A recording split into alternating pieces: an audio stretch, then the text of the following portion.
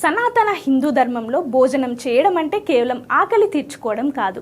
అది శరీరం అనే దేవాలయానికి చేసే ఒక పవిత్రమైన అన్నయజ్ఞం. బ్రహ్మపురాణం ప్రకారం భోజనం చేసేటప్పుడు కొన్ని నియమాలు పాటిస్తే ఆయుష్, ఆరోగ్యంతో పాటు సకల ఐశ్వర్యాలు కలుగుతాయని శాస్త్రం చెబుతోంది. భోజనానికి ముందు కాళ్ళు, చేతులు, ముఖం శుభ్రంగా కడుక్కోవాలి.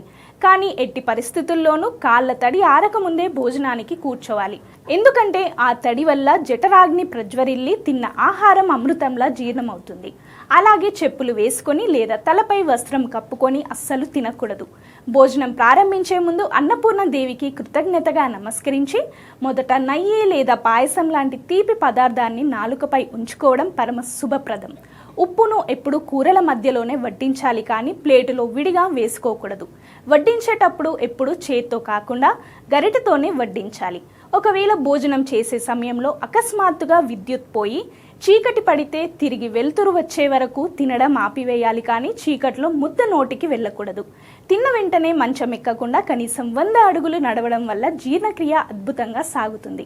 అలాగే భోజనం ముగిశాక జఠరాగ్నిని శాంతింపజేయడానికి పొట్టపై కుడి చేత్తో నెమ్మదిగా రుద్దుకుంటూ ఇష్టదైవాన్ని స్మరిస్తే సకల రోగాలు నశిస్తాయి. రోజువారీ జీవితంలో ఈ చిన్న చిన్న మార్పులు చేసుకుంటే వైద్యుల చుట్టూ తిరిగే పనే ఉండదు.